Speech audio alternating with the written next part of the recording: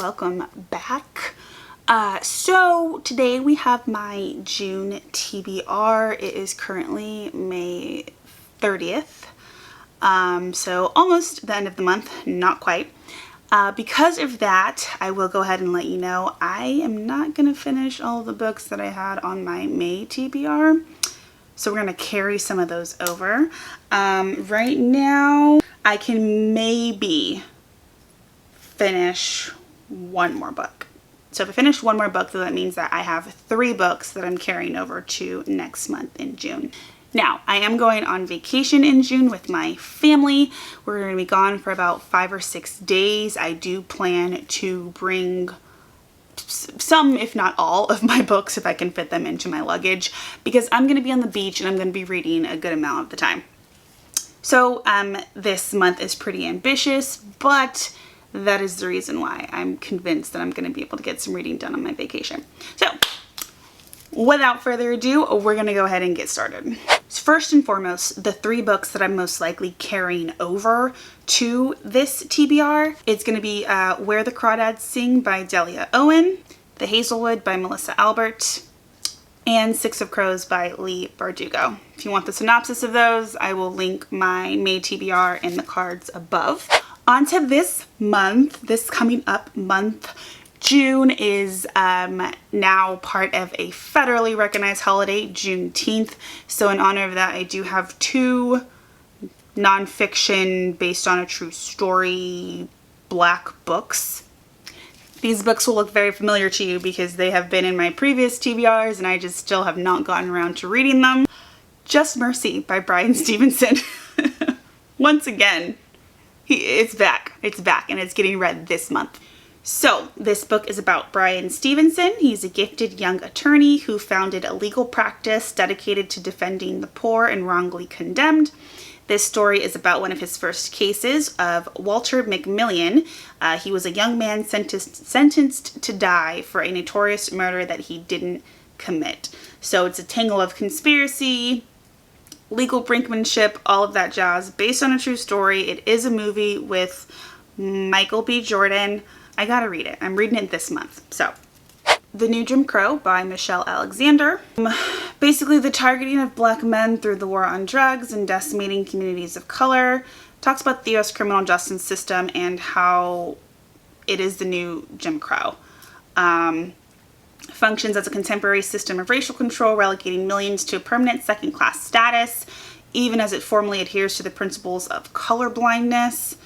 I got this book a long time ago, I think my 23rd birthday, and then I hadn't read it, and then I lent it to a friend for like years and I forgot about it, and so I'm finally just like, nope, we're reading this one. I do struggle with nonfiction. It's definitely harder for me to get through, but because of that I do want to kind of force myself to read it, because there's a lot of good stuff in there. You know? Next is The Thousandth Floor by Katharine McGee. This is set 100 years in the future, Manhattan 2118. It's a 1,000-story tower stretching into the sky, a glittering vision of the future where anything is possible if you want it enough. Amid breathtaking advancement and high-tech luxury, 5 teenagers struggle to find their place at the top of the world. But when you're this high up, there's nowhere to go but down. So I don't know. I don't think it's a psychological thriller. It's more of like maybe like suspense, mystery, just focusing on these 5 teenagers and how they're navigating their lives in this world. The Lost Apothecary by Sarah Penner. So we have 18th century London. It's a secret apothecary shop that caters to an unusual kind of clientele. It's run by Nella, who sells well-disguised poisons to women to use against the oppressive men in their lives. Nella gets a new patron who is a 12-year-old girl named Eliza. Their unexpected bond sparks a string of consequences that echoes through the centuries. So 200 years later, historian Caroline Parswell discovers an aged apothecary vial in the river. Let's see, this curious research project is exactly the distraction that Caroline needs. But when she discovers a link between the vial and London's long unsolved apothecary murders, her present soon collides with an explosive history. Really excited about this one. Happy and You Know It by Laura Hankin, another book of the month. This one is contemporary fiction. A dark, witty page-turner about a struggling young musician who takes a job singing for a playgroup of overprivileged babies and their effortlessly cool moms, only to find herself pulled into their glamorous lives and dangerous secrets. We like that. Anatomy of a Scandal by Sarah Vaughan. So this is about Sophie Whitehouse, lovely home, 2 children, perfect husband, everything is great. But then her husband James comes home one night and confesses an indiscretion. Her whole world is turned upside down. In addition to that, James is also part of a larger scandal, stands accused of a terrible crime. Now, while all that's going on, we have another woman who's working to destroy James. Yet, James's wife, Sophie, remains convinced of his innocence. Let's see, the truth is even more shocking than anyone could have ever thought. Is James the guilty perpetrator or an innocent victim of a toxic agenda? In this riveting story of power, revenge, and deception, no one's motives are pure, but some people's secrets are much darker than others. Can't go wrong. Next, and last but not least, I'm actually really excited about this one. So this is She Gets the Girl by Rachel Lippincott and Allison Derrick. Also, June, of course, Juneteenth. June, also Pride Month. She Gets the Girl. We're excited about this. We're really excited. I don't think I have any more LGBTQ books here. I don't think I do. Maybe I'll check out an additional one from the library because I completely forgot about Pride Month. So Alex Blackwood is a little bit headstrong with a dash of chaos and a whole lot of flirt. She knows how to get the girl. Keeping her, on the other hand, not so much. Molly Parker has everything in her life totally in control except for her complete awkwardness with just about anyone besides her mom. She knows she's in love with the impossibly cool Cora Myers. She just hasn't actually talked to her yet.